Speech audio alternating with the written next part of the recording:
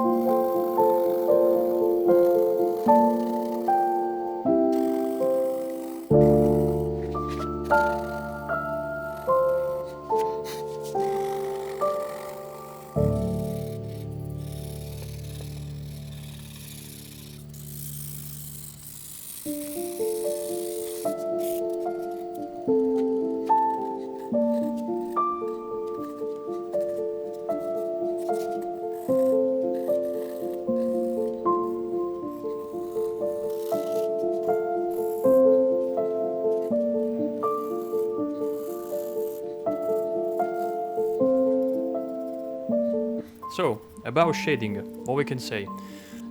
It's pretty straightforward, actually. You only have to build a lot of layers, darkening some areas instead of others, like I'm doing right now in the video. And that's it. I'm not doing anything fancy. Maybe in the final part I'm just going to add a little bit of hatching. This is a technique that you'll see later in the video. Just take your time to build the drawing step by step, so don't worry. Of course, for drawing you have to be patient, but if you stick to it, you'll make it.